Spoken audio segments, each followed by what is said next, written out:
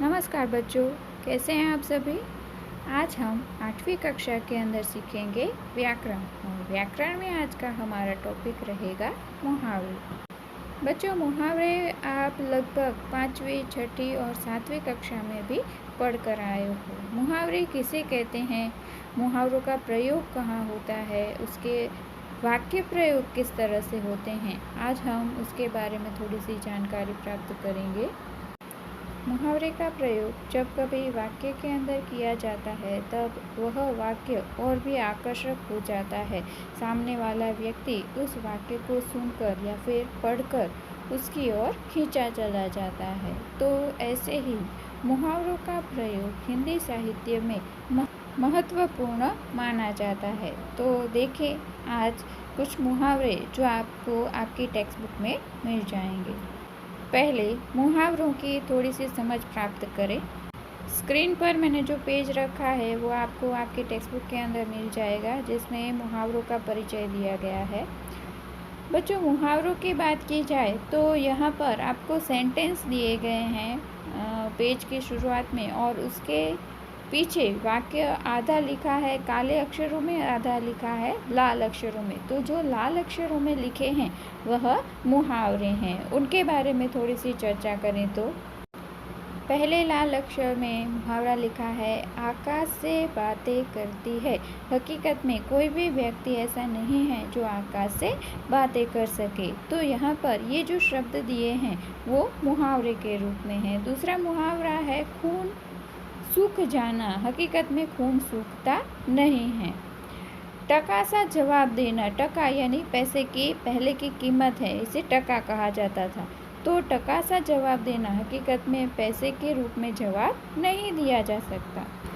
आगे लिखा है दौड़ धूप की। यहाँ पर जो भी लाल अक्षरों में मुहावरे दिए हैं वह हम सामान्य जीवन में नहीं देखते, उससे कुछ अलग होता है। हकीकत में ऐसी बातें हमने आकाश से बातें करना या खून सूख जाना या टके का एक पैसे का जवाब देना, ऐसा कोई भी वाक्य हकीकत में हम देखते नहीं, ऐसे कोई भी क्रिया हमारे सामने नहीं होती है।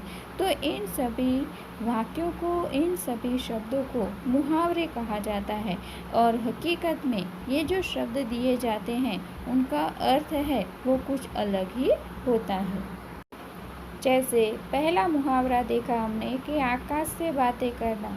हकीकत में इसका अर्थ होता है बहुत ऊंचे होना, यानी कि आकाश की तरफ या फिर काफ़ी ऊंचाई में होना। तो उसके लिए शब्द है बहुत ऊंचा होना। तो बहुत ऊंचा होना जब कभी हमें कहना होता है तो हम उसके लिए मुहावरा प्रयोग कर सकते हैं, आकाश से बातें करना। फिर दूसरा मुहावरा देखें, खून सूख जाना। तो हकीकत में इसका अर्थ होता है बहुत डर जाना। जब कभी हम किसी घटना या किसी वस्तु को देखकर डर जाते हैं, उस समय जैसे हम न हिल डुल पाते हैं और आश्चर्य में पड़ जाते हैं या फिर डर का अनुभव करते हैं, तो ऐसा लगता है कि जैसे हमारा शरीर है वो स्थिर हो गया है, हमारा जो खून है वो सूख गया है। इस तरह से इस मुहावरे का प्रयोग होता है। जब कभी हम डर जाते हैं तो हम कह सकते हैं कि खून सूख जाना। तीसरा मुहावरा था टका सा जवाब देना, यानी साफ साफ कह देना। चौथा था दौड़ धूप करना, यानी बहुत ही परिश्रम करना या फिर बहुत ही मेहनत करना, उसके लिए दौड़ धूप करना, ऐसे शब्दों का प्रयोग किया जाता है। तो यहाँ पर आपको बॉक्स के अंदर इसकी परिभाषा भी दी गई है कि शब्द समूह अथवा ऐसे वाक्यांश जो अपने शाब्दिक अर्थ के स्थान पर किसी विशेष अर्थ को प्रयुक्त करते हैं, यानी जो शब्द दिए हैं उससे कुछ अलग ही बात उसमें प्रस्तुत होती है, ऐसे समूह को या फिर शब्दों के समूह को मुहावरे कहा जाता है। वैसे आपको मुहावरे की परिभाषा याद रखने की ज़रूरत नहीं है, लेकिन उसका अर्थ आपको समझ में आ जाना चाहिए। अब इन मुहावरों का वाक्य में प्रयोग किया जाता है तो उसकी थोड़ी सी बात करें।